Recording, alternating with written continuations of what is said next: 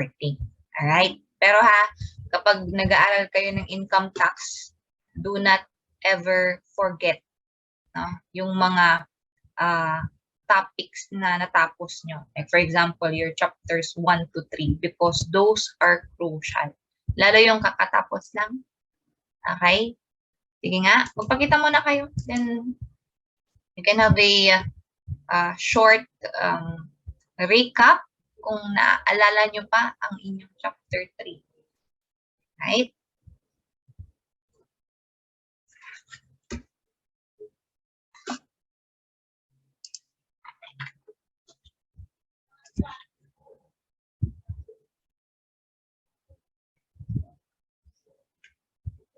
Ayan. Ay, parang I cannot see all of you. Why is that kaya?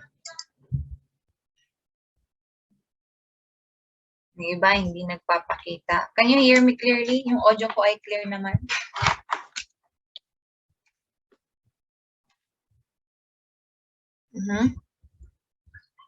Okay? Clear, ha? Opo daw. Alright. So, let me just share my screen. And let's select some of the items here just for you to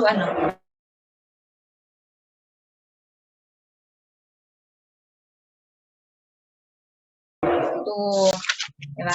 Okay, so last time income tax and transfer tax, I hope you know the difference na. Okay, so you can see my screen there. Ayan. Okay, when you say income tax, no, take note there is increase in net worth. All right, okay. Increase in net worth, and there is return of capital. I mean, return on capital, not return of capital. So increase, no, in our net worth. Ano ba yung net worth natin? Yung net worth, okay, that's the difference between your assets and liabilities. So kapag kumita ka, that means meron tayong taxable income, then that will fall under income tax. Ano yung mga na-identify natin dito na subject to income tax? Barter of properties, okay, sale of goods, rendering of services, and yung ating transfer for less than full and adequate considerations. Those are subject to income tax. Okay, na-explain naman sa inyo. While ano naman yung subject to transfer tax? Okay, yung donation, yung transfer of properties, no, pinamana from yung namatay, okay, to the heirs upon the death of the decedent or the kumbaga tawag sa kanya decedent, namatay, nagpamana. Alright? Okay? So that's subject to transfer tax. Now, take note that number 6, okay, is a combination. Alright? Combination. Kasi less than full and adequate consideration ito, pinalabas na, okay, nagkaroon tayo ng donation, but there is actually a sale. Or there is a sale, but actually a portion is donated. Ayan. Kasi kulang daw yung tinatawag natin na selling price. Take note, the difference between the fair value and the selling price must be taxed. Alright? So that's exercise 2, drill number 2. O dito naman sa concept ng income, okay, tinignan natin kung ano po ba yung income and not part of income or shall be exempt. Okay, ano po ba yung mga requirement, di ba? Dapat measurable yung income. Okay? Dapat nagkaroon ng exchange. Okay, when I say measurable, you can quantify the income. When that is indemnity for moral damages, you cannot know, okay, the extent of damages to the moral of that person victimized. Ano po? Okay. Yan. Pati yung proceeds of life insurance, we cannot measure a life. No? We don't put value to life. Alright? Mga exempt yang mga yan. Okay? So, ang tatandaan mo dito ha, dapat may exchange. Okay, may exchange. Okay, dapat meron tayong increase in net worth. Alright? And yun, yung benefit received. Okay? Dito naman tayo, very important also. Okay. Dalawa lang naman ang taxpayer. You can categorize them into individuals and corporation. Okay? Don't worry, the full answer here ay isi-send naman ni Sir Mark sa ating GCR or Google Classroom or sa GC siguro. Alright? But take note, ano ba yung importance ng pagka-classify ng taxpayers natin? Okay. That is because their classification will determine their taxability. Ulitin ko ha, classification of the taxpayers will determine their taxability. Okay? Okay. Bakit po nangyari yon, ma'am? Okay. Kasi, may mga taxpayers na tinataksan lang to their income or on their income, okay, earned in the Philippines. At may mga taxpayers din na tinataksan lang, okay, sa kanilang income earned within the Philippines and outside the Philippines. Okay?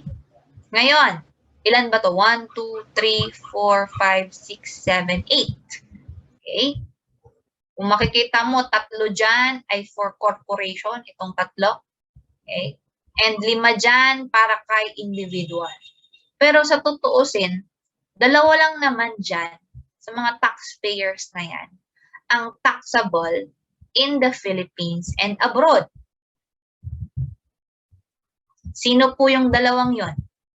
They are taxable on their world income. Who are those? First, okay, domestic corporation. Domestic corporation. And second one ay resident citizen. So, kumbaga, diba? Kung yan ay individual, isa siyang Pinoy at nakatira sa Pilipinas. Okay. Pag ganon ang classification mo, you are taxable for your income in the Philippines and outside the Philippines. Okay? How about corporation? Dapat organized under the Philippine law and dapat nagkakandak ng business in the Philippines. That's a domestic corporation. If you are a domestic corporation, you are taxable on your income inside the Philippines and outside the Philippines. Naintindihan? Okay. So, yun lang yung mga gusto kong i-emphasize doon sa chapter 3. Alright? Sabi ko nga sa inyo, 5 yung classification ng individual, 3 naman yung classification ni corporation. Individual, resident citizen, resident alien, non-resident citizen, non-resident alien engaged in business, and non-resident alien not engaged in business. For corporation, 3 po. I hope you are taking down notes. You have your domestic corporation, your resident foreign corporation, and non-resident foreign corporation. Take note, alin sa 2 taxpayer dito, taxpayer classification, ang subject, ang kanilang income na kinita sa Pilipinas at kinita abroad. Okay? Kindly identify the 2.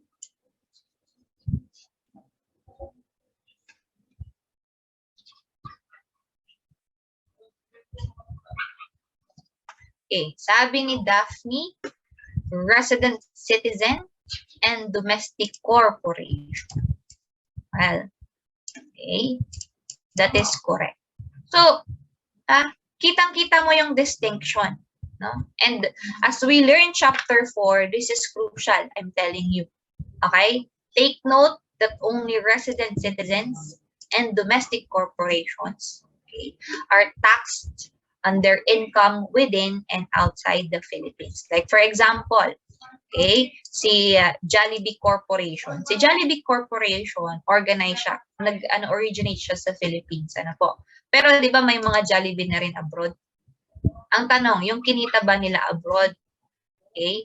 taxable ba abroad or taxable sa Pilipinas? Since you are a domestic corporation, okay, you are engaging in business here in the Philippines, no? Pero meron ka ring mga franchise abroad, then you are subject to, okay, our tax, okay, mapa within or outside the Philippines. Pag resident citizen ka naman, Pinoy ka, okay, you know Manny Pacquiao? Okay, Manny Pacquiao is a resident citizen. No? Bakit ma'am, pag nakikipaglaban siya abroad, tinataxon siya dito, ma'am? Alright? Okay? Because you are a resident citizen. Okay? Pero syempre, may mga exception dyan kasi yung kanyang income ay hindi naman galing sa business. Tama? Okay? Galing siya sa games or palaro. Right? So, ganun. Take note, tandaan nyo to ha. Right? Punta na tayo sa chapter. By the way, the rest, they are subject only to their income earned in the Philippines. Yun lang yung gusto kong i-emphasize. Can we go to chapter 4 now? Okay. I'll be sharing my screen po.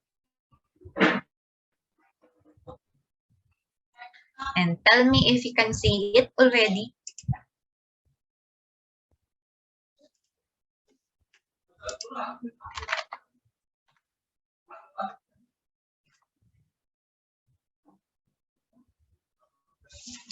Okay. So in chapter 4,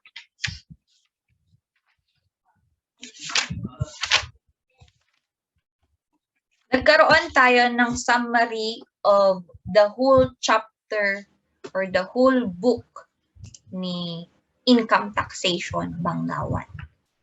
Right? This is actually the summary of the things that we have to learn throughout the semester. Right? That's chapter 4. Because here, we are provided the 3 categories of income taxation. These are your tax schemes. No? Okay? You can be subject to final income taxation, capital gains taxation, regular income taxation. Now, okay, all items of gross income can fall to any one of the 3. Okay? Can fall to any one of the 3. However, this is our approach. Okay? Listen very well. Our approach is to determine what are the incomes subject to final tax and what are the income subject to capital gains tax. Bakit po, ma'am? Kasi meron tayong tinatawag na catch basin, no? Yung tagasalo. Alright? Tagasalo ng mga gross income or items of gross income na hindi naman subject to, okay? And that is your regular taxation. Nagigets po? Okay? So, kumbaga, imagine, meron kang isang bangang ba tawag ito? Isang basket ng bigas. Okay, basket na lang. Okay. Ano bang tawag doon sa pinaglilinisan nyo ng bigas? Salop? Ganon? Hindi. Okay. So, yun, imagine mo yun. Di ba ang bigas, meron niyang bato, yung mga tinatanggal natin. Kaya nga nililinisan natin eh. Tama? So, imagine you have items of gross income na nasa basket. Now, we will just select those gross income subject to final tax and capital gains tax. Okay?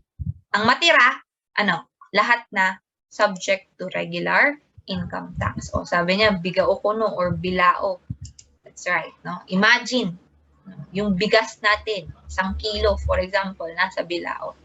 Select yung mga subject to final tax. Select yung mga subject to capital gains tax. Matira, regular income tax. Okay? Kaya kung titignan mo, your final income taxation can be found in chapter 5. So we will start right away after this chapter. No? A discussion of final income taxation is on chapter 5, while discussion of capital gains tax is on chapter 6. Then the rest of the chapters, chapter 7 until chapter 15, okay, is the discussion of regular income taxation. So nakita mo kung gaano kalawak si regular income taxation. That's why your mastery of final income taxation and capital gains taxation, okay, ay critical na in your understanding of regular income tax. Naintindihan? So we want you to take chapter 5 and 6 seriously. Nagigets po? Chapter 5 and 6. Okay? Yan. Meron gang ano dito note dito yung author nyo. Alright? That you as readers, as students, should master yung coverage nung final tax and capital gains tax, because your understanding of the two, okay, schemes will let you understand what is regular income taxation. Nagigets po? Okay, so tatlo lang yan ha. Tatlo lang ang pupuntahan. Kung hindi siya final tax, kung hindi siya capital gains tax, then, okay, itapon mo siya sa regular tax. Alright? So, let's go to final income tax first as an introduction, no? Yan, nawala. Okay. Take note na itong mga ito ay withheld at source ng income payer. Do you know what is income payer? Okay, the source of the income. Let me give you an example. Now, we have dividends. Who pays dividends? Sino ang nagbabayad? It's the corporation. Now, kunyari, isa kang shareholder at binayaran ka ng corporation ng dividends. Okay? Ito ba yung isa sa mga passive income na si corporation, i-withheld niya na, okay, yung final tax on dividends bago niya ibigay sa'yo as the shareholder? Yes, that's an example. Ganyan. Also, royalties. Okay? Interest also from the bank. Kaya try mo tignan yung mga bank account nyo or kung may passbook kayo. Okay, you can see there, no, na yung final tax on interest income earned by the depositor, okay, meron na tayong binabawas dyan. O meron nang binabawas si bank dyan na, okay, final tax. Tapos si bangko, okay, yung kanina si corporation, sila na ang magre-remit to the Bureau of Internal Revenue. Okay, so the recipient income taxpayer receives the income net of taxes. Yun pala ang nature ng final income taxation, no? Withheld at source, no, nung income payer. Okay? And take note, ang tawag natin sa system of taxation na yon is final withholding tax system. So we don't need to go to the Bureau of Internal Revenue. Magbabayad po ako kasi naka-receive po ako ng dividend. Okay? Or magbabayad po ako ng interest, no? Kasi naka-receive po ako ng interest from the bank. Okay? Take note, these items, meaning it's the payer. Okay? Yung withheld ng taxes. So, ito po yung mga example ha. Okay? Take note, binanggit dito yung term na passive income. Okay? When you say passive income, you don't have involvement or active involvement in the earning process. Like for example, a shareholder, like Sir Mark Balolong, siya ay isang investor. Bumibili siya ng mga shares of his stocks. May ginagawa ba siya? Okay? Wala. Hindi naman niya kailangan pumunta sa corporation, no, to actively participate in the operation. No. Right? When you say passive, okay, you are earning it without action, or I mean, without diba, massive active involvement. Right? So, maganda palang magkaroon ng passive income. Ano po? Right? Okay. So, interest.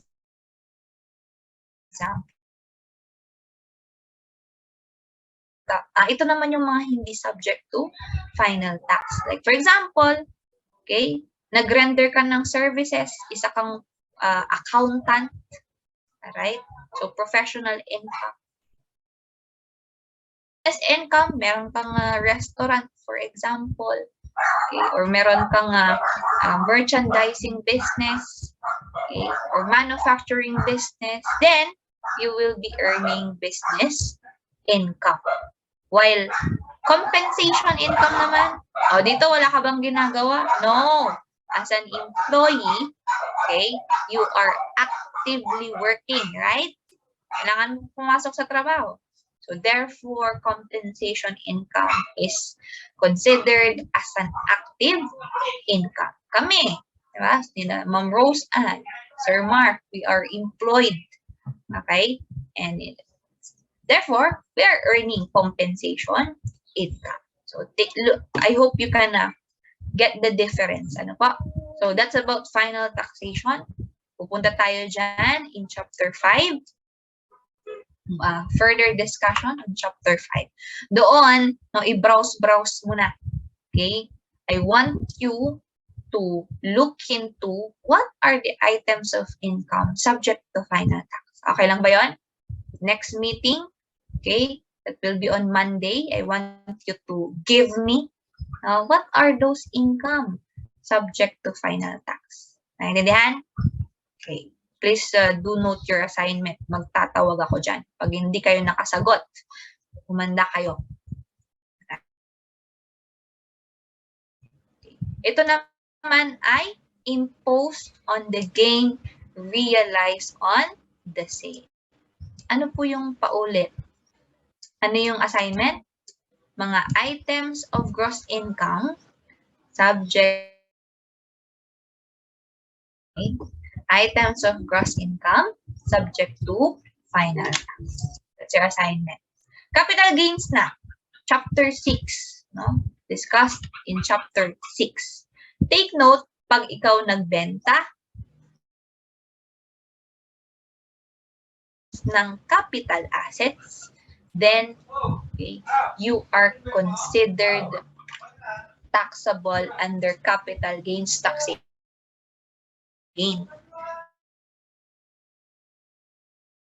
Alright? Pero alam ko meron din tayong presumed gain, I think. So, ano ba yung mga capital assets? Ito, take note, hindi sila ginagamit sa business. Okay? They are not used in business, trade, or profession. As opposed to yung ordinary assets mo. Kunyari, ikaw ay may-ari ng sari-sari store. Okay? So, yung sari-sari store mo, may mga inventories ka dyan. Yeah. Sari-saring inventories. Meron ka ding mismong store. Okay? What do you think is that kind of asset? Yung inventories at the same time, the store. Okay? Yung tindahan mo. Okay. Are those capital assets or ordinary?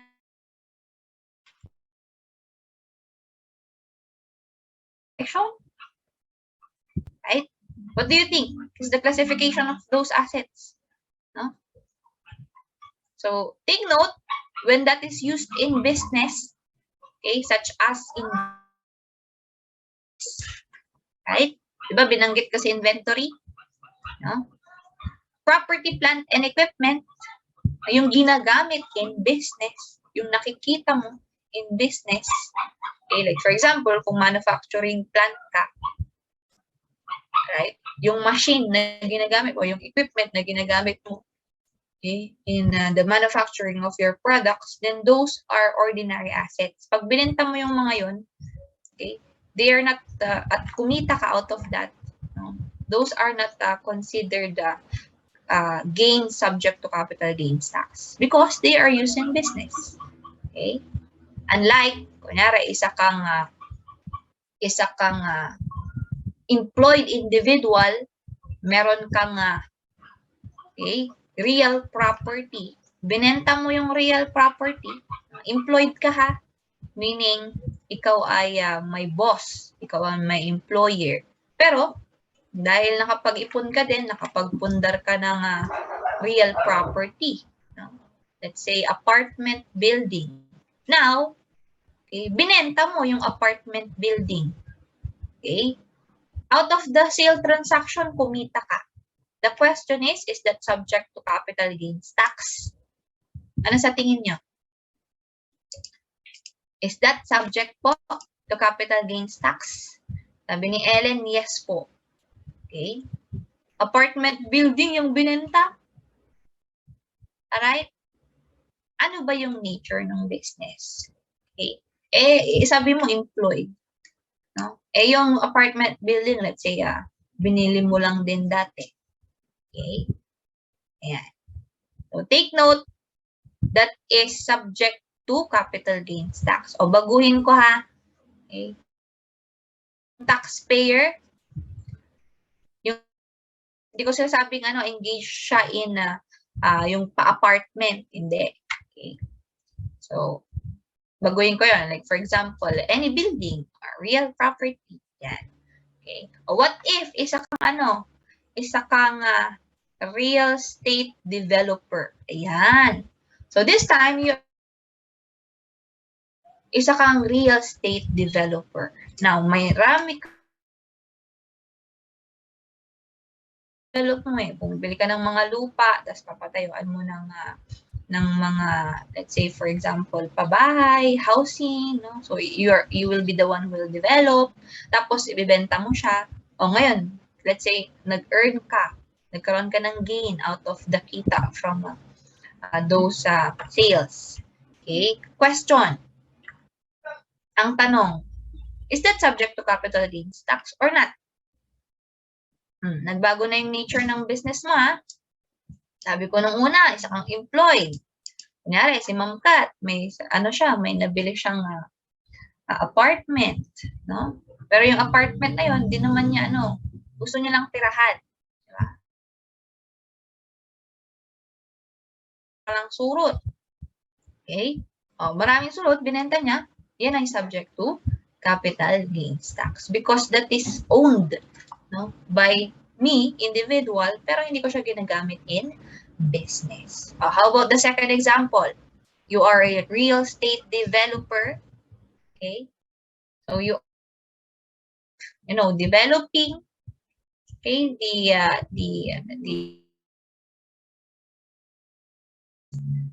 na binili mo. Okay. Then ibibenta mo din siya sa mga naghahanap ng home. Question. Sa capital gains tax or hindi? Okay.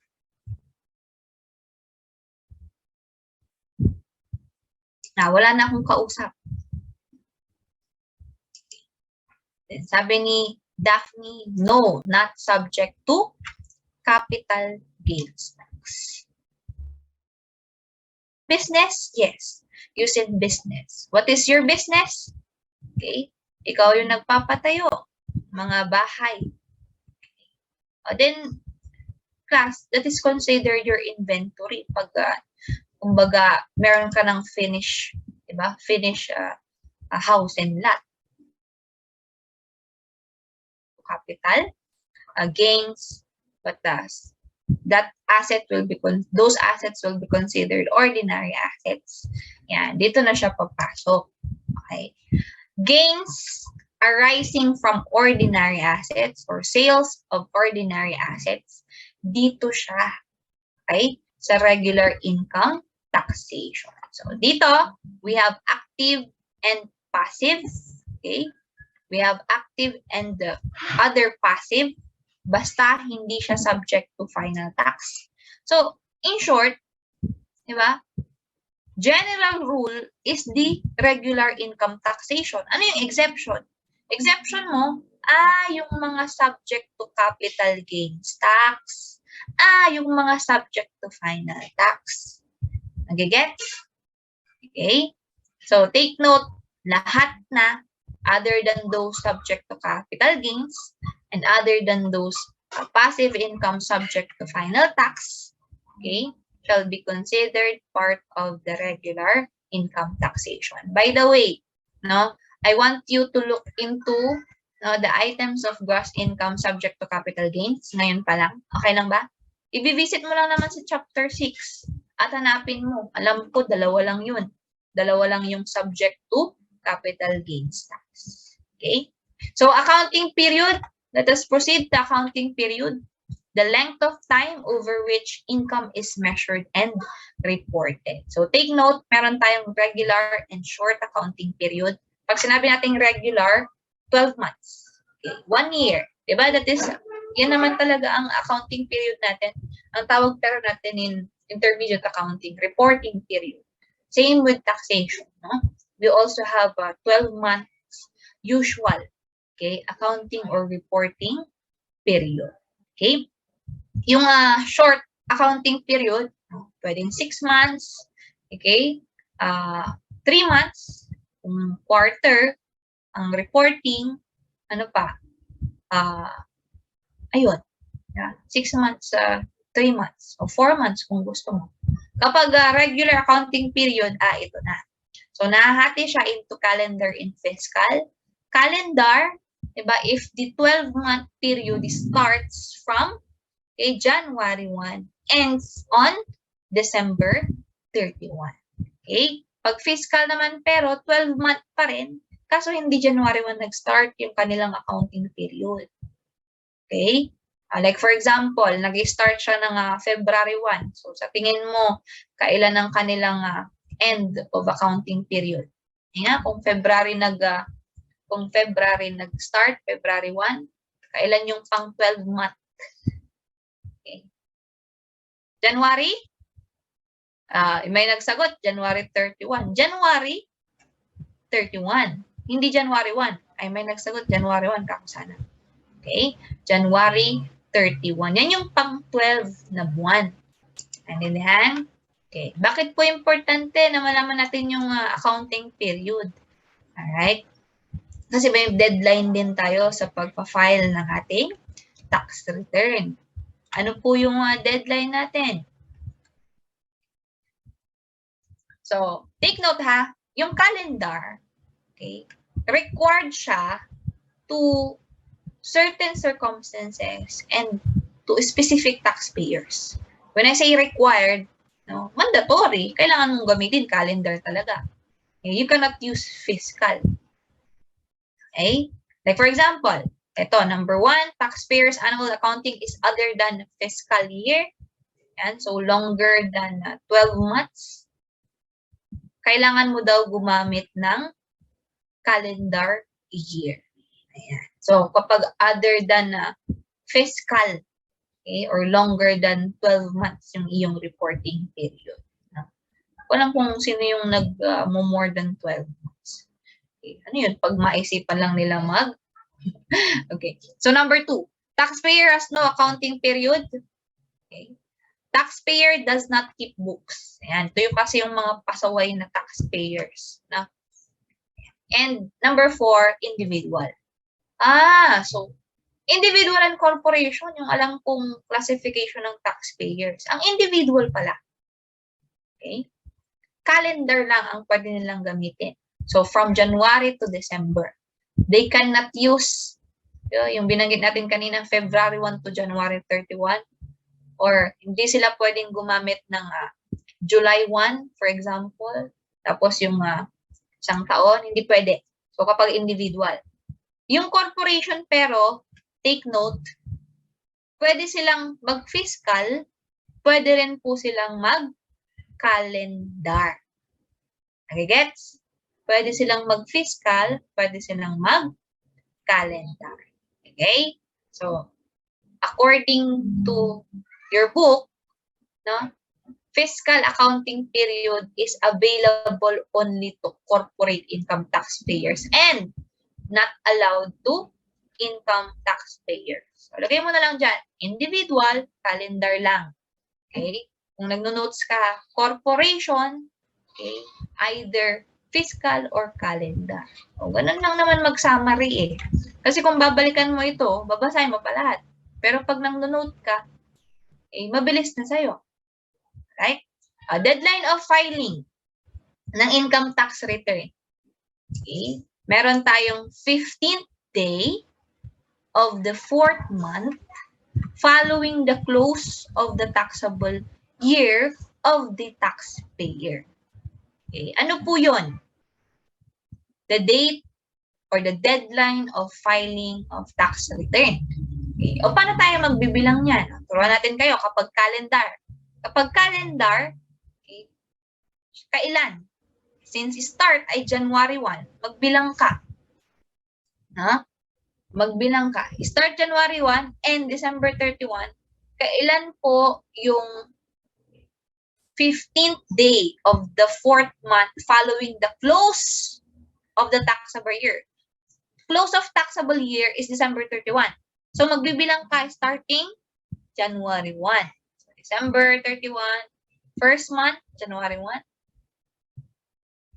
February, March, and the 4th month is April. Okay, so April 15. Alright, nakuha? Pag calendar period, April 15. Okay? So, 4th month, following the taxable year. Ang tanong, kailan ba nag-end yung taxable year? Kasi from that, nagbibilang ka ng 4 months. Yung 15th day ng 4th month, that is your deadline of filing. So, in short, kumbaga, you are given 3 months and 15 days, no, to accumulate the information during the taxable year, to make tax return, and to file. Diba? Parang ganon. Okay. O, paano naman pag isa kang fiscal year or isa kang taxpayer ng pinili mo fiscal year? So, malamang corporation ka. Diba? Ganon mag-apply. Malamang corporation ka. O, pag corporation, let's say for example, ayokong gamitin yan. Ang start of the accounting period mo is April 1. Sige nga, kayo nga ang magbilang. Kailan kaya ang deadline of the annual income tax return if, okay, the start of the accounting period is April 1.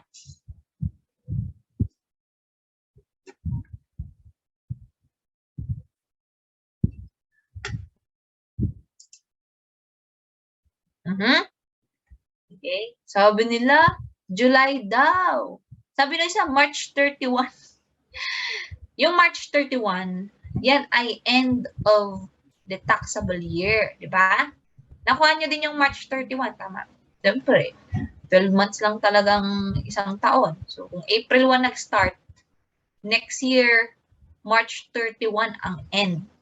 Kung next year, March 31 ang end, di mag-start ka ng March 31. Diba? Ano susunod sa March? April, May, June, July. Sabi, 15th day of the 4th month, then that is July 15. Okay? July 15. Okay. So, ayun po ang pagsiset. Instances of short accounting period. Ma'am, meron po bang mga time na hindi po 12 months ang kanilang accounting period? Opo. Siyempre, kung kakastart pa lang nila. O, kung nag-start sila ng, yung example natin kanina, diba? April 1. O, talagang, okay, April 1, calendar sila. Tapos, individual sila, for example. Di April to December lang ang ma-account nila for the first year. Okay. Like for example here, June 30. So June 30 to December 1. Yan lang ang kanyang i-report or if-file ng April 15. Okay? So huwag kang magbilang ng 12 months. Right? Calendar year kasi ang ginamit. So talagang mag-i-end ng April, ng December 31. O pag na-dissolve, dinisolve mo daw ang business. Okay? Hindi mo naman alam kung kailan madi-dissolve ang business. Pwede mo bang sabihin na, ay hindi, sa December 31 na lang. Hindi naman pwedeng ganon. So, kung fiscal year ka, ending March 31, nag-stop ang business mo noong August 15, kailan ka magpa-file? Yan. Tawi-tawi should file when? March 31 ang end. So, kailan? July, di ba? July. Okay? But, tingnan mo report because nung August 15, nag-cease na daw yung kanyang operation. Okay? So, syempre, huwag kang mag-file for the subsequent periods. Change of accounting period by corporate taxpayer. Pwede po ba to? Yes. Kasi nga, pwede siya ng fiscal, pwede siya ng calendar. Alright, so yan yung example. Okay. Effective February 2021, Sulu Corporation changed its calendar. Malapit na pala ang time. Its calendar accounting period to fiscal year ending every June 30. Okay, so talagang hindi 1 year yung ire-report mo dito. No? Ano lang ang adjustment return na ifa-file mo? Siyempre, from January to June. Kasi di ba, pagdating ng June, fiscal ka na. Alright? Yan. So, death of taxpayer, that's another scenario. Okay. Termination of accounting period of the taxpayer by the Commissioner of Internal Revenue. Right? So, pag sinabi din ni Commissioner na your business is hereby terminated. Like for example, yung mga napapasara na businesses. May oplan kandado ang Bureau of Internal Revenue.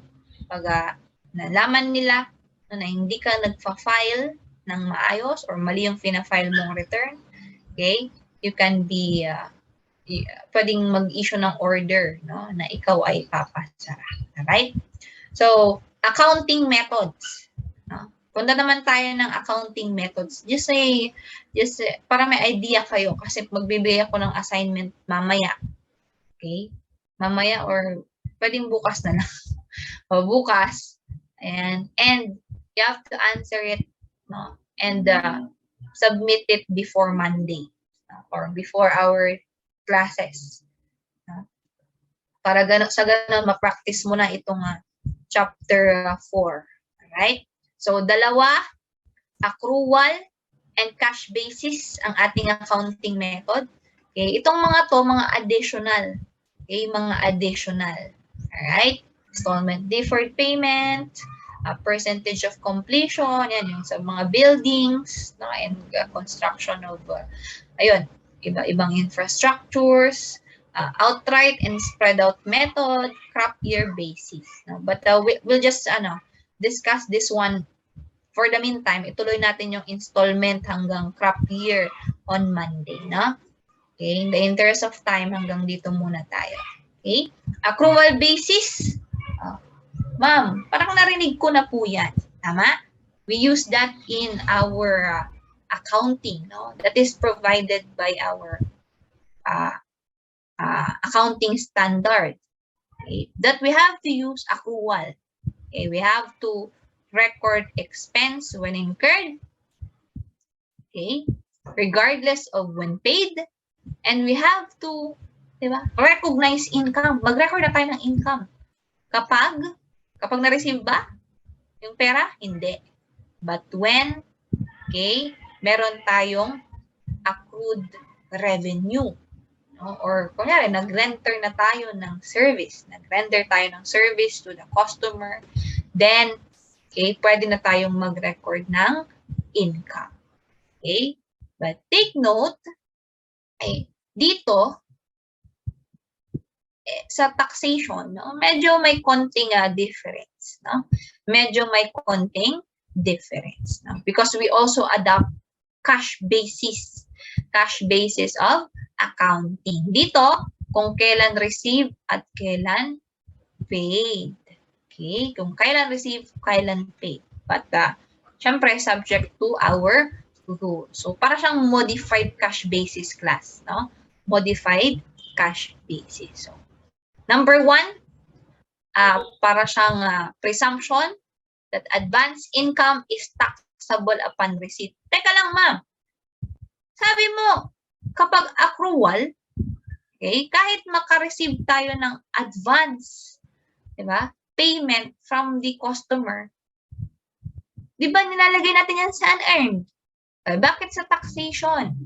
Sabi mo, taxable upon receipt of the advanced income.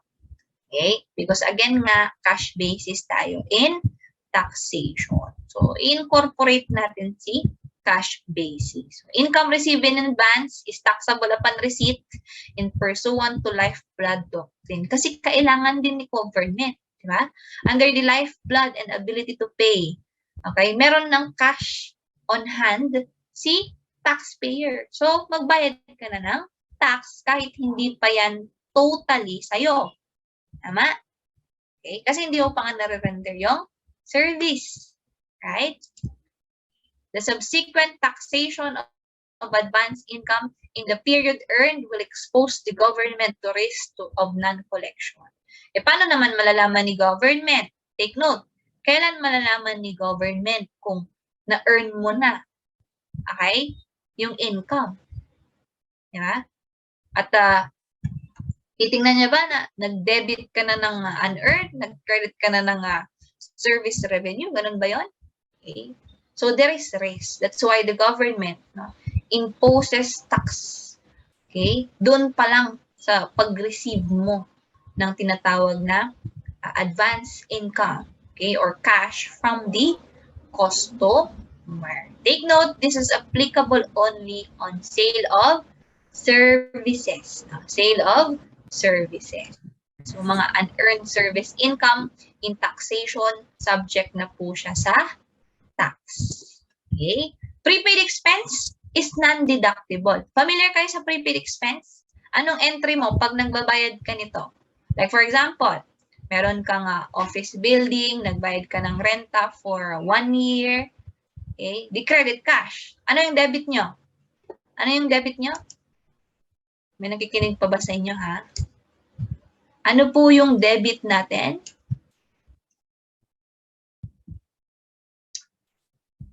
Wala na nga. Nakakalungkot. Okay? Gutom na ba kayo? Prepaid rent. So, debit prepaid rent and credit cash. Alright? Kasi nagbayad na tayo ng cash.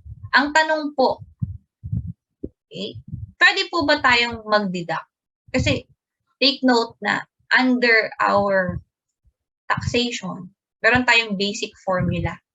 Sulat nyo, ha? Pakisulat. Ang basic formula natin, gross income, okay? Gross income minus allowable deduction, less allowable deduction, equals taxable income. Ulitin ko, ha? Okay? Gross income minus allowable deductions, okay, equals, okay, taxable income. So, plus, pag tayo may nagastos sa business, okay, yan ay tinatawag na allowable deduction. Ang tanong ngayon, kasama po ba dyan prepaid expense? Yung mga expense na binayaran na pero hindi pa naman nagagamit? Okay? Kasama na po ba? Ibabawas? Answer is no. Sabi niya dyan, non-deductible. Syempre, bababa na yung pag diniduct mo na, bababa na yung taxable income. Hindi na makaka-collect si government. Bababa yung collection ni government. That's why, as to expense, strict tayo. Okay, as to expense, okay, not when cash is paid. Right? Not when cash is paid, but when the expense is incurred. So, combination pala po ito, no? Hindi purely cash basis. That's right. Okay? Especially cases where the tax law itself provides for specific accounting treatment of income or expense, the specified method must be observed, even if it departs from the basis regularly employed by the taxpayer in keeping his books. Ito mga additional na lang, okay, provided by specific tax laws. But take note, okay, pag accounting method, no, particular si tax agent natin or the taxing authority on prepaid expenses and advanced income. Okay, pag advanced income, taxable agad. Tapos pag prepaid expense, non-deductible. No? In short, diba, si Bureau of Internal Revenue madaya. Okay? Madaya. Alright? Gusto niya, no, magbayad tayo ng taxes. But take note, again, lifeblood doctrine, it's the blood that is flowing to the system of government in order for it to function. So, kung wala siyang collection, no, hindi din siya makakapag-operate. Okay? So, please look at this example. We still have a minute. Okay. Sa accrual basis of accounting, alright, tax accrual rather, basis of accounting, meron tayong cash income, yung na-receive na at the same time na-earn na. Okay. Accrued uncollected income. Okay. Yan po ba ay subject to tax? Okay. Yes po. Alright. Ano pa? How about your advance income? According to our number 1 kanina, yes din po. Ayan. Dito kasi may income, wala pang cash. Pero take note to, inad na din. Okay? Dito naman, may cash na wala pang income under the accrual. But, it is subject already to tax. Nakukuha? Yan, that's for income. That's for tax. Taxable income. Okay? O, ito na mga expense. O, kapag cash expense, sige. May expense na, at the same time, may outflow na ng cash. Pag accrued or unpaid expense, ibig sabihin, diba, may expense na, wala pa tayong bayad. So, dito hindi tinitignan ni taxpayer, no? Basta may expense ka na, okay? Bawas na din yan. Okay? Unpaid po. How about your amortization of prepayments and depreciation of capital expenditure? O like for example, yung depreciation expense, accumulated depreciation. Deduction na po ba yan? Deduction na po ba yan? Okay? Dito, tax cash basis income. Okay? Dito, accrual ha. Dito, cash basis. Cash basis. Okay? Kapag ang ginamit ay cash basis, may mai-eliminate. Ano yung mai-eliminate? Okay? Yung ating accrued uncollectible income. So, I want you to highlight this one. Okay? Kasi pag accrual, kasama siya. Okay? Pag cash basis, hindi na siya kasama. Ito yung may income na, pero wala pang tax yan ni government. Ano namang babayad ni taxpayer? Wala pang ang collection. Uncollected pa nga. So, take note, hindi yan sinasama sa ating taxable income under cash basis. Okay? Under cash basis. So, ito, again, may income, may cash. Ito, okay, walang income, may cash. So, parehas na may cash. Dito naman, sa tax cash based expense, take note, kumpara mo siya dito, may tinanggal ulit. No? Ito yung mga unpaid. Unpaid. Okay, so the BIR is waiting for you to pay for your expenses before you can deduct the said expense. So ito lang, yung may expense, may cash, okay, at itong mga amortization ang pwede nating i-claim as deduction. So that's it. I hope na ituloy mo ito from page 106. Okay, and please do your assignment. Alright? Prepare your assignment. Answer your assignment.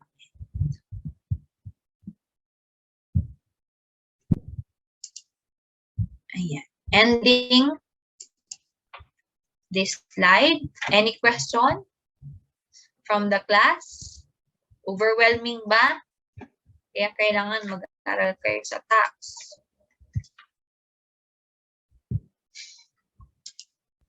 Pag wala nang tanong, can I see a heart na lang dyan on your end?